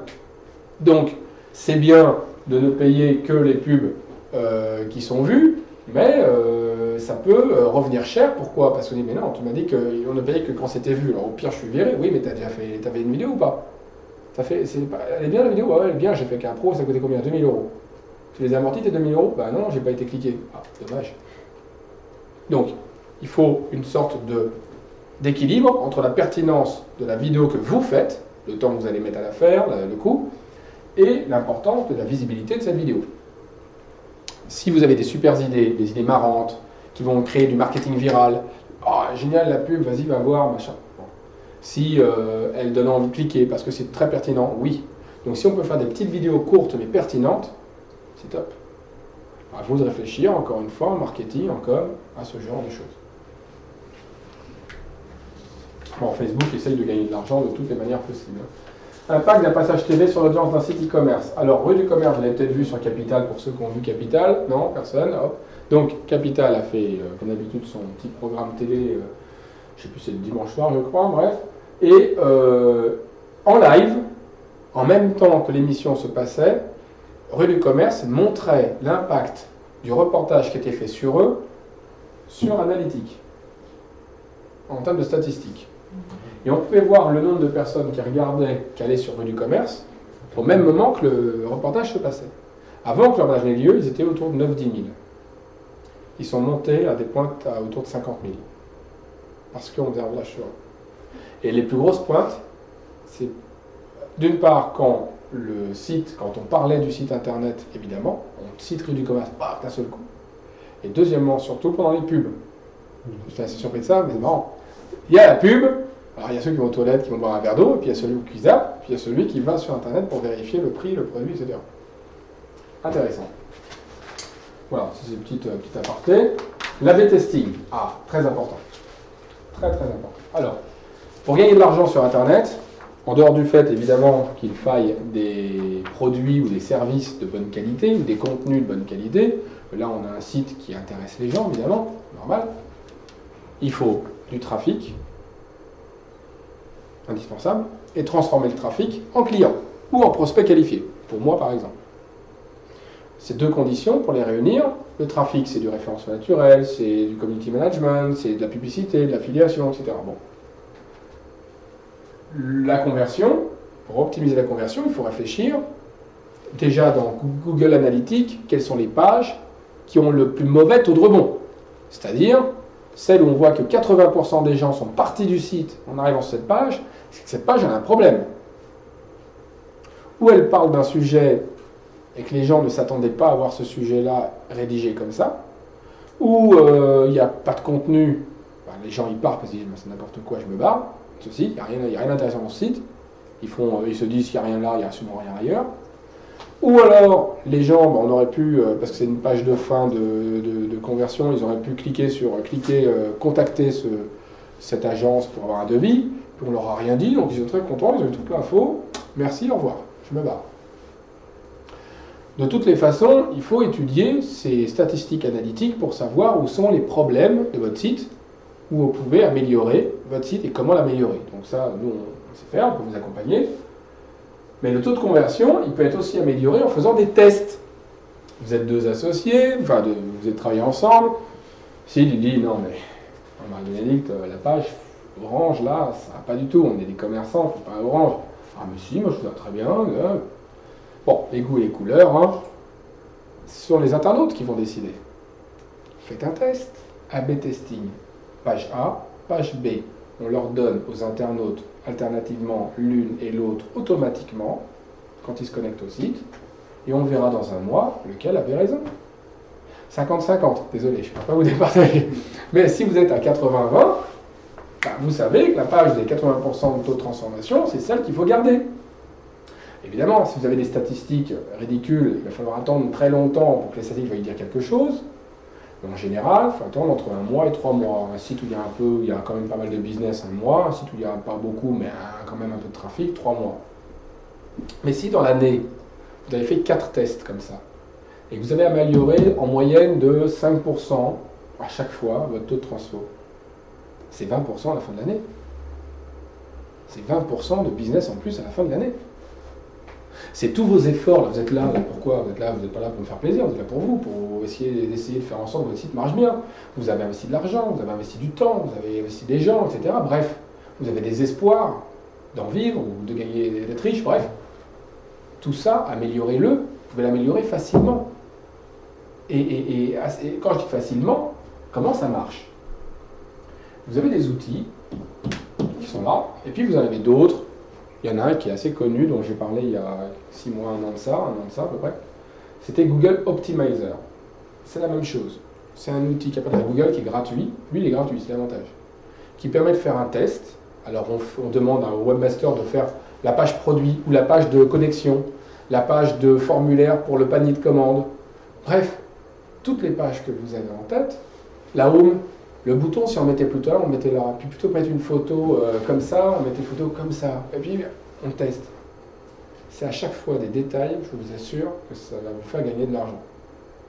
Et Google Optimizer, vous donnez l'adresse de la première URL, première page, la deuxième, et automatiquement, il va vous faire les statistiques, vous donner les stats. Le problème, c'est que sur Google Optimizer, vous n'avez pas toutes les stats que vous voudriez avoir idéalement. Vous ne pouvez pas télécharger les statistiques, vous ne pouvez pas les capitaliser pour comparer il y a 1 an et maintenant ce que ça donne. Vous ne pouvez pas. Techniquement, ce n'est pas possible. Ces outils-là, oui, mais ils sont payants. Pas cher, mais payants. Bon. C'est quelques dizaines d'euros par mois, enfin bon, des fois c'est 100 euros, 150 euros. Bon, c'est pas très cher quand on est un site business qui veut développer à fond son taux de transfo. Quand vous montrez à un investisseur que votre taux de transfo il fait ça, c'est engageant, on va dire, c'est vrai que vous avez un site, ça a l'air d'ailleurs, ouais, bien. Alors, certains outils sont plus faciles à utiliser que d'autres.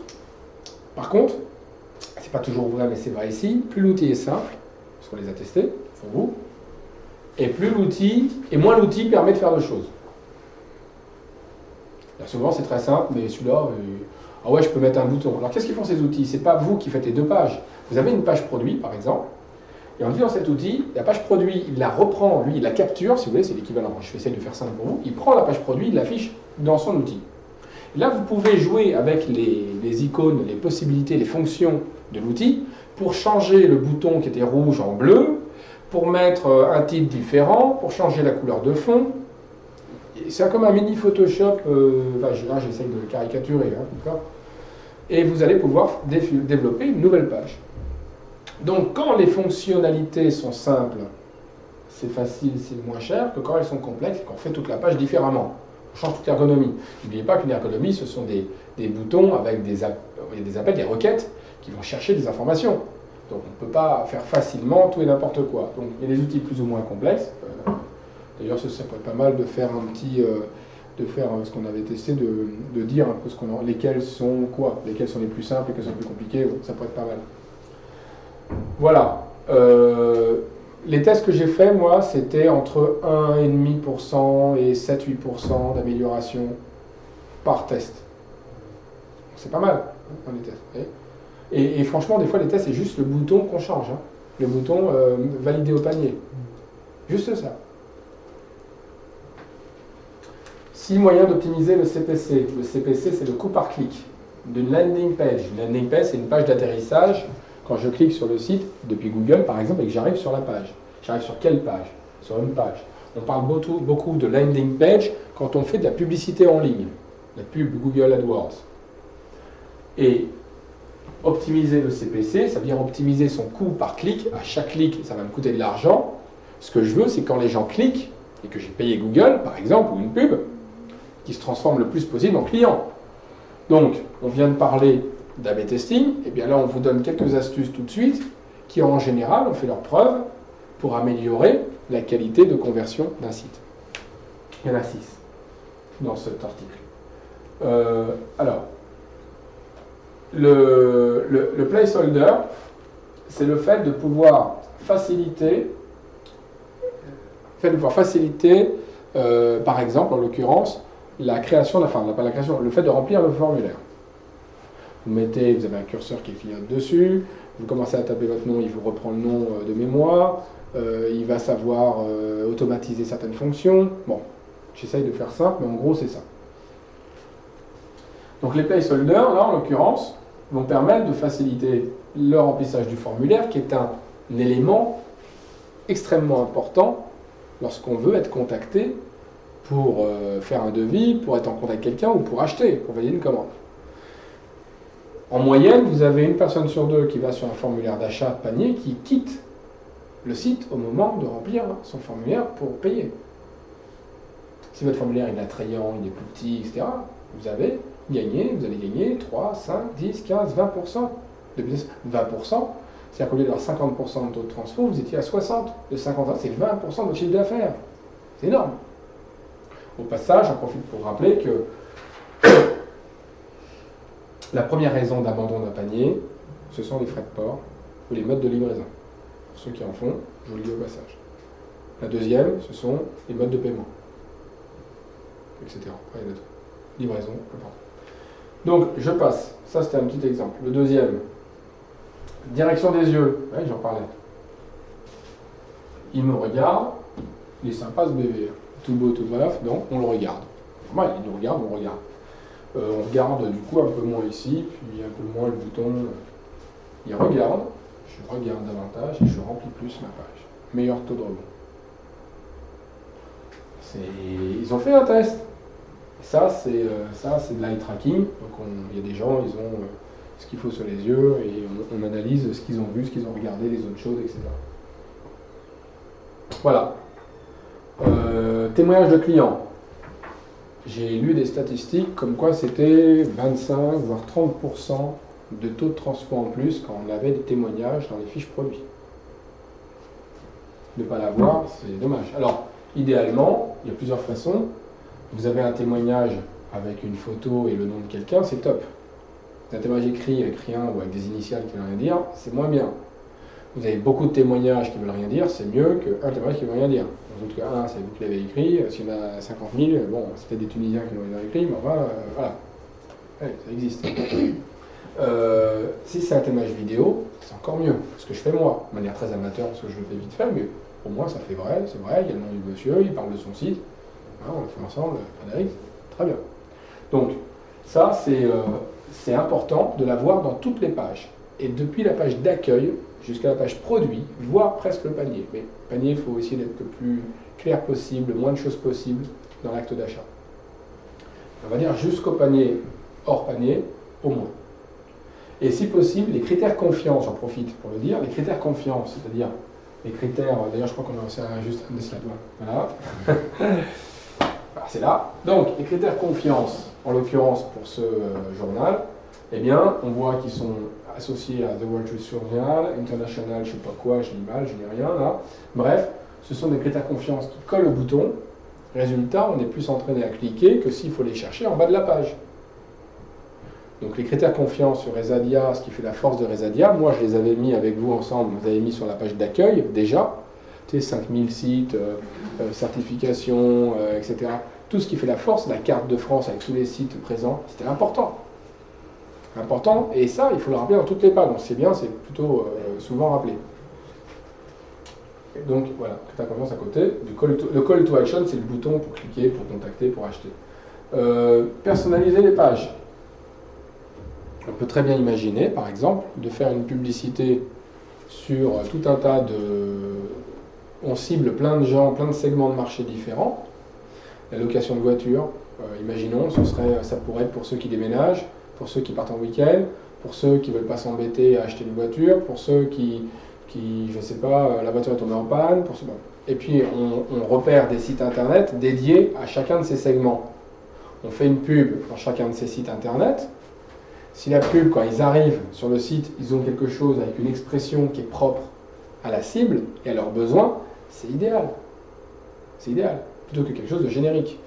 Là, ici, ils ont décidé de cibler les plombiers, mais je ne sais pas de quoi il s'agit exactement. Un plumber en accord, c'est un annuaire.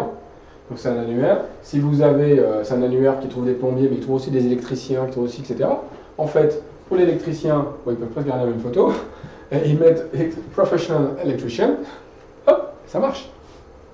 Une babysitter, a professional, a really good babysitter, et puis je mets une photo de babysitter. Plutôt que cliquer là pour trouver la personne que vous cherchez. Okay, et ça peut s'automatiser. Un call to action unique, vous avez une belle page, assez large, le singe qui regarde par là, sign up free, je clique, c'est propre, c'est dégagé autour, c'est le bouton lui-même dégagé, dans une couleur qui est différente du reste, vive, idéal. Voilà. Le comportement des seniors face au e-commerce. Alors, évidemment, les seniors, alors c'est important, les seniors, c'est plus de 50% du chiffre d'affaires en ligne. Les plus de 50 ans. Il y a des seniors, pour moi, c'est plus de 60 ans, 65 ans, mais ce qu'ils appellent, eux, dans leur business, c'est ça. Des contenus plus gros, des moteurs de recherche internes qui sont peu utilisés. Ils n'aiment pas trop utiliser les moteurs de recherche. Ils préfèrent naviguer, cliquer dans les rubriques, il faut le savoir. Si je fais un site un jour dédié à une cible d'un certain âge, c'est mieux. Le scrolling, ils n'aiment pas trop scroller. Le prix, ils sont très sensibles au prix. La durée de garantie aussi, très sensible. Par contre, très peu sensible aux stimuli visuels. La jolie fille en maillot de bain qui teste le pull, bon, ça ne m'intéresse pas. Regardez. La pagination, une pagination adaptée. C'est-à-dire avec des gros boutons, ça ils aiment bien, des gros boutons tout très visibles, très clairs. Ça. Mais ils lisent, ce sont des gens qui lisent, qui se documentent, qui comparent les prix, les durées de garantie, etc. Ensuite, tester si son email passera les filtres anti-spam. Alors, est-ce que votre email va-t-il ou pas, de par l'email, votre email, est-ce qu'il va ou pas passer les spam quand vous allez envoyer un emailing? Quand vous avez un emailing, vous décidez qui est l'expéditeur. seed@gmail.com, imaginons. Si l'email de seed est considéré comme un spammer, non pas de sa faute, parce que le serveur le considère comme tel. Parce qu'il a reçu beaucoup de mails lui-même et qu'il finit par être reconnu lui-même comme ça, il y a aussi une côté viral, on a intérêt peut-être à inventer un mail, à en prendre un autre, etc. Donc c'est simple, vous utilisez cet outil, vous mettez votre email dedans, vous faites valider et il vous dit tout de suite ce qu'il en est. Plus votre mail est considéré comme un email propre et plus votre routeur professionnel que vous avez payé pourtant va délivrer, aura un bon taux de délivrabilité d'email que vous allez envoyer. C'est-à-dire que si vous avez une base de données de 10 000 personnes à qui vous envoyez une info, c'est pas parce que vous le faites depuis un routeur professionnel que vous allez avoir 100% des gens qui le reçoivent. En moyenne, ça va être 95, 96%, voire 92%, voire, si vous ne passez pas par un routeur, 70, 65%. Alors vous dites, mais personne n'a ouvert. Déjà, il y en a 65% qui l'ont reçu. Déjà, donc, il y a 30%, ils n'ont jamais vu ton mail. Ensuite, 65%, si en plus le routeur considère que ton mail est un spam, c'est pire. Bon, etc. Donc, vous avez un outil, voilà, il suffit de Spam Score Checker, de regarder un petit peu, de tester, vous verrez. Les newsletters en extension dans AdWords. Alors, nous avons dans AdWords, en publicité, donc, cette partie-là que vous connaissez, puis cette partie-là en dessous, des titres, description, ici. La description, elle est plus longue, elle fait 30, alors il y a 30 caractères et 35 caractères par morceau de description, il y a 2 lignes de 35. Et ces 2 lignes de 35, vous pouvez les retrouver là, vous pouvez les retrouver là. Des fois, vous avez la moitié de la ligne ici, l'autre moitié ici. Pourquoi? Parce que celui-là, il est meilleur, il sait mieux gérer son CPC, son AdWords, que celui-là. Mais celui-là, il a ça en plus, et il a testé une nouvelle fonctionnalité d'AdWords qui consiste à pouvoir s'inscrire en ligne sur Google avant même d'aller sur le site internet. Ce qui est très bon quand vous faites du phishing. C'est quand vous louez des fichiers. Ou quand vous voulez récupérer des mails pour ensuite faire du mailing régulièrement, la communauté des motards, la communauté peut-être de l'envoi, etc. C'est intéressant. Donc vous récupérez ça. Newsletter, toute la veille technologique pour les DSI, gratuite. Inscrivez-vous. Imaginons sur Resalia. On fasse une veille techno pour les DSI. Les mecs, les DSI. Ça c'est payant C'est en version bêta, déjà d'un. Et deux, c'est payant en plus. Mais c'est pas cher. Je sais plus ce que c'est, mais c'est pas cher. C'est un truc qui est pas mal. Au même titre que tu vas avoir des fois des photos, des machins, tu peux avoir d'autres outils. Maintenant, tu peux avoir ta photo de produit à côté du truc. Bon, voilà. C'est pas en ligne, non, encore. C'est en version bêta. Je vais te dire, est-ce que j'ai l'adresse? Je vais te dire tout de suite si j'ai l'adresse. Toc, toc, toc. Bah, nous, on l'a testé en tous les cas, en veille, lors de la veille rêve, donc c'est accessible. Hein. Alors, comment on y a accédé? Tu te souviens l'introduit la non, c'est pas marqué, je me souviens plus. C'est dans la demande. Ouais, bah, à mon avis, parce qu'en fait, ça y est, je me souviens, on avait parlé avec Derek. En fait, c'est. Il faut avoir un compte Google, il faut avoir un compte, tu as plusieurs comptes Google. Tu as les comptes Google AdWords classiques et tu as les comptes Google AdWords qui ont un lien avec quelqu'un chez Google. Donc, ou quand tu es une agence certifiée, ce qui est notre cas, ou quand tu as